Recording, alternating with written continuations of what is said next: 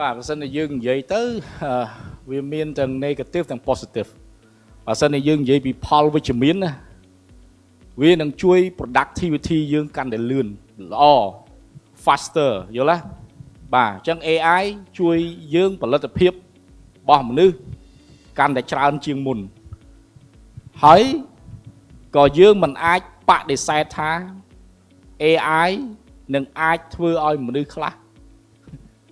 បាត់ការងារណាយើងមិនអាចបដិសេធទាំងស្រុងទេយ៉ាងហោចណាស់ក៏មានដែរឧទាហរណ៍ពីសម័យមុនយើងគិតទៅសម័យមុនក៏មិនទាន់មានអាទេពភ្លើងដើរដោយ engine ណាយើងប្រើសេះដែរអូដឹកដល់ណាក៏ដល់ដែរប៉ុន្តែគេចេញអាចំហាយទឹក steam engine មកសេះបាត់ការងារបាត់ហើយណាកាប់លន់យល់ទេអញ្ចឹងអានេះក៏អញ្ចឹងដែរការងារខ្លះកាលមុនយើងប្រើមនុស្ស10នាក់ឥឡូវយើងប្រើតែ5ទេអញ្ចឹងអ្នក5ទៀតត្រូវយកទៅដើម្បី reskill ដើម្បីអីអញ្ចឹងទៅដើម្បីឲ្យធ្វើការងារផ្សេងអញ្ចឹងយើងមិនអាចបដិសេធទាំងស្រុងទេនៅចំណុចហ្នឹងអញ្ចឹងទី1 AI នឹងជួយ productivity ការងារដែលយើងធ្លាប់ធ្វើ1ម៉ោងវានឹងឲ្យយើងធ្វើតែ5នាទីបាទអញ្ចឹងសល់ពេលសម្រាប់ធ្វើការងារអីផ្សេងហើយមុខវិជ្ជាខ្លះ skill ខ្លះអាចនឹងបាត់ប៉ុន្តែវានឹងកើត skill ថ្មីយើងត្រូវដាក់ចិត្តអាហ្នឹងហ្មងបើ skill ណាដែលត្រូវទិញរាល់ថ្ងៃបាត់ហើយជឿខ្ញុំទៅ AI វាទិញជំនួសហើយប៉ុន្តែ skill ខ្លះដែលវាត្រូវការគិតមនុស្ស creativity អីអាហ្នឹងនឹងកើតឡើងបន្តទៀតបាទទី1ហើយបើសិនជាយើងនិយាយពីរឿង negative វិញ okay of course deep fake បន្លំធ្វើមុខយើងបន្លំធ្វើសម្លេងយើងអាហ្នឹងទៅនឹងមកដល់ហើយសូមទទួលណាកាលមុនដំបូងយើងគិតថា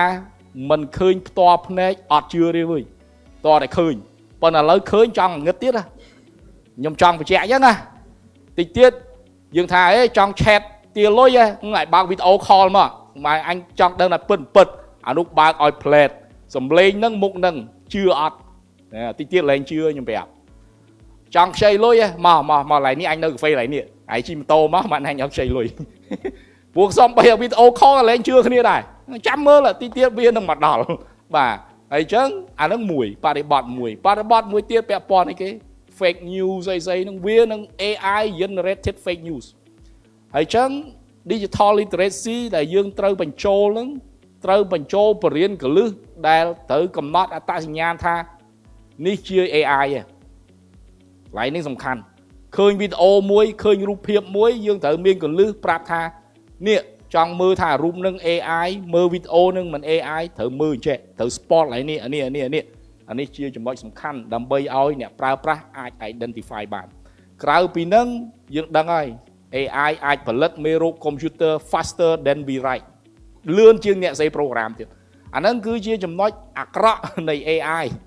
បាទអាហ្នឹងបើសិនយើងនិយាយណាអញ្ចឹងឥឡូវនេះអ្នក security គាត់ប្រើ AI against the AIs ប៉ុន្តែអត់ដឹងថា AI ខាងអាក្រក់ឈ្នះឬខាងល្អឈ្នះទេអត់ទាន់ដឹងទេប៉ុន្តែអាពីរហ្នឹងគេប្រើដូចគ្នា AI ប្រើដើម្បី detect បានលឿនប៉ុន្តែអាមេរោគវាប្រើបច្ចេកវិទ្យា invade AI សូម្បី AI ក៏ចាប់អត់បានដែរអញ្ចឹងនេះហើយគឺជាបញ្ហា challenge ទាំង positive ទាំង negative ដែលយើងត្រូវដើរទៅមុខហើយយើងមិនដឹងថាទៅមុខទៀតអាម៉េចទេសួរថាអាម៉េចឥឡូវ3ឆ្នាំទៀតវាល្មិចអត់ដឹងទេយើងអត់ដឹងទេវាវិវត្តលឿនពេកហួសពីការសម័យរបស់មនុស្សទេបាទអញ្ចឹងយើងចាំមើលទៅហើយប្រឈមមុខទាំងអស់គ្នាវាមិនយើង deal ទៅតាមហ្នឹងបាទនេះក៏ជាយោបល់ផ្នែក AI ហ្នឹងបាទ